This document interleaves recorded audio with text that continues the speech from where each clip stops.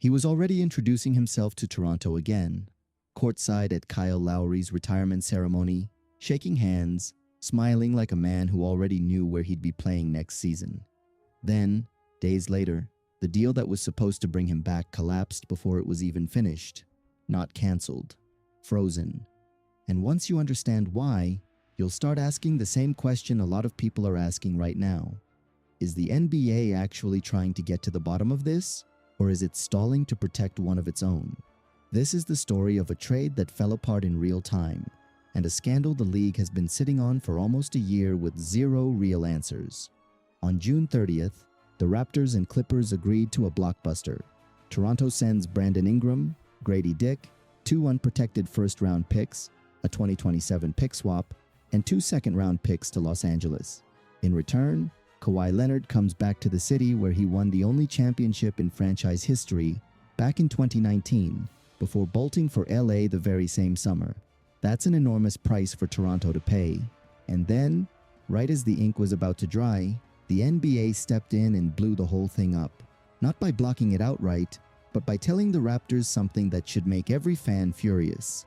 If you want Kawhi now, you're on the hook for whatever punishment comes down from an investigation into a completely different team's alleged cheating.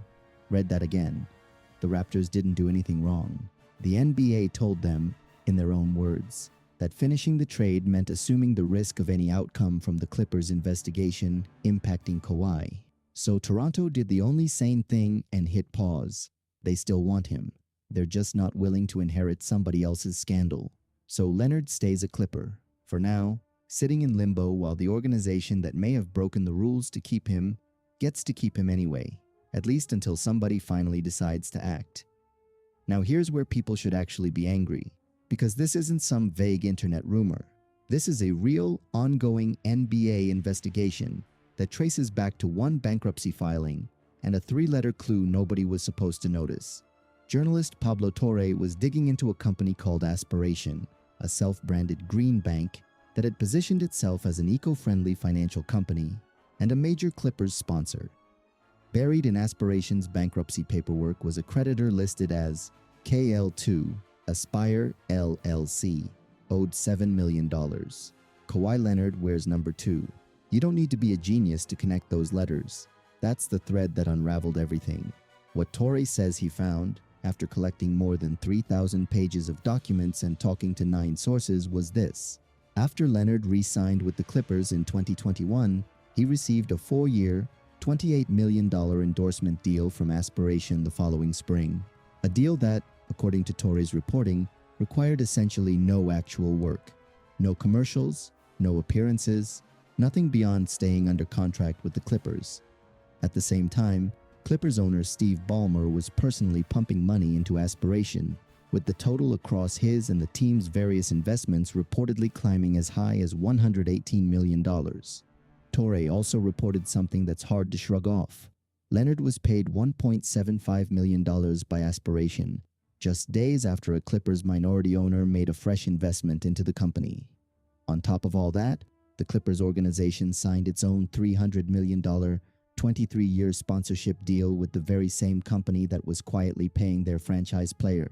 Sit with that for a second. The team invests in the sponsor. The owner personally invests in the sponsor. The sponsor turns around and pays the team's franchise player for a job Torre says required nothing. If that's accurate, that's not a coincidence. That's a system built to move money around the salary cap while keeping everybody's hands technically clean. And this wasn't some clickbait theory that fizzled out. Pablo Torre finds out, won the Pulitzer Prize for audio journalism for this exact investigation, beating out major investigations from the New York Times and the Wall Street Journal. The judges called it revelatory reporting. That's not a YouTube conspiracy channel. That's the most respected award in journalism, given for digging up exactly the kind of story the NBA has spent nearly a year refusing to close out.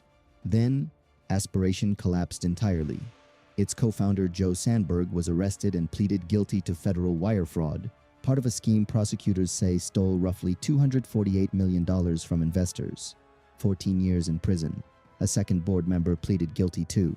And this is exactly where the Clippers built their defense. They're not denying the money moved. They're arguing they were victims, just like everyone else Sandberg allegedly scammed. Ballmer has publicly said he felt conned, and in a letter to the sentencing judge, he claimed he personally lost his entire $60 million investment. Convenient, right? The same company accused of laundering cap-circumventing payments to their franchise player also happens to be the company whose founder is now a convicted fraudster, which lets the Clippers frame the whole thing as, "We got scammed too," instead of, "We got caught." Not everyone buys Torres' version either, and it's worth being straight about that. Andre Cherny, Aspiration's former CEO, has directly disputed the no-show job framing, saying Leonard's contract actually spelled out pages of obligations he was required to meet. Torre disputes that Cherny was ever unreachable for comment before the story ran, so even the people closest to this can't agree on the basic facts, which either means the truth is genuinely murky, or it means there's a very convenient PR battle happening in public while the league quietly sits on its own investigation. Leonard himself hasn't been formally accused of anything, and it's important to say that clearly because it's easy to get carried away here. At Clippers Media Day, he addressed it directly, saying nobody involved did anything wrong and that the team welcomed the investigation instead of fearing it. But his uncle and longtime business advisor, Dennis Robertson, has been interviewed by NBA investigators, and this isn't the first time Robertson's approach to money has raised eyebrows around the league. Rewind to 2021. During that same free agency, Robertson reportedly went to both the Raptors and the Lakers asking for Leonard to be compensated by companies without doing any actual promotional work in return. Both teams brought those demands straight to Commissioner Adam Silver. The league investigated back then and found nothing worth punishing, and Leonard signed with the Clippers instead of either team that refused to play along. If Torre's reporting is accurate, Aspiration later handed Leonard something that looks a whole lot like exactly what Robertson asked the Raptors for and got turned down on. So ask yourself, did Toronto lose their guy in 2021 specifically because they followed the rules, while somebody else found a way around them?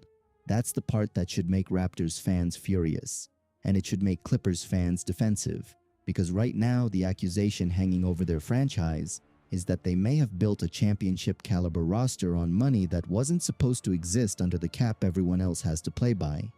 The investigation is being run by an outside law firm, not the league office directly, which sounds neutral until you hear Silver himself, at All-Star Weekend, call the situation complicated and admit he hadn't made any decisions while confirming he isn't involved in the day-to-day.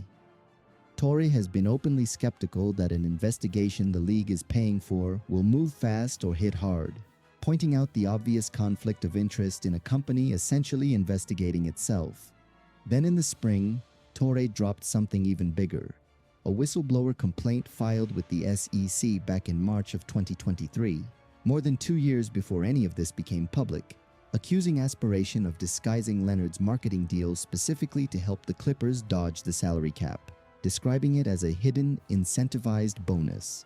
That complaint helped feed directly into the federal fraud case that put Sandberg behind bars, which raises an uncomfortable question. If a whistleblower flagged this in 2023, why did it take until late 2025 for anyone in the league to formally investigate? And here's the detail that should make anyone skeptical of how convenient this timing is. The chairman of the NBA's Board of Governors is Larry Tannenbaum, the owner of the Raptors, the same team that's now the only realistic destination for Leonard, and the team that stands to benefit the most if this investigation quietly wraps up without real punishment. Nobody's proven that connection means anything, but you have to admit, it's an awfully convenient coincidence for the guy running the room where NBA owners make decisions. If the league concludes the Clippers actually did circumvent the cap, nobody agrees on what happens next. Leonard's contract could be voided. Draft picks could be stripped. Fines could come down. Nobody, not reporters, not rival teams, maybe not even the league office, has a clear answer, because nothing like this has played out publicly at this scale before. And that total uncertainty is exactly why Toronto refused to close the trade blind. Hand over 2 firsts, a pick swap, and 2 young players, only to watch your new franchise player's contract get voided because of a scheme run by a totally different front office. No team signs up for that. What makes this even more infuriating for fans paying attention is the timeline. This investigation opened last September. The entire 2025-26 season played out underneath it. The Clippers stumbled, clawed back into the playoff race, fought through a play-in game, and Leonard kept balling out the entire time, while the investigation just sat there. No verdict, no update, no consequences. A full season came and went with the league sitting on a Pulitzer Prize-winning investigation and offering absolutely nothing to the public. So here's where it actually stands. Leonard is, for now, still a Clipper. The trade to Toronto is real, agreed to by both front offices, and both sides insist they still want it done. But it's stuck behind an investigation with no deadline, no clear punishment on the table, and now an obvious conflict of interest storyline involving the very team waiting to land him. The Raptors say they'll wait. The Clippers say the truth will clear them. Leonard keeps showing up in Toronto like a man who already knows how this ends. And the league keeps sitting on an answer that fans, players, and two entire franchises are demanding right now. So pick a side, because this story basically forces you to. Do you think the Clippers actually circumvented the cap to build this roster? Or do you think Ballmer and the team really got played by a con artist just like everyone else? Do you think the league is dragging this out to protect a franchise tied to its own Board of Governors chairman? And if the Clippers are found guilty, what punishment would actually be fair? Void the contract, strip the picks, or something bigger? Say it in the comments.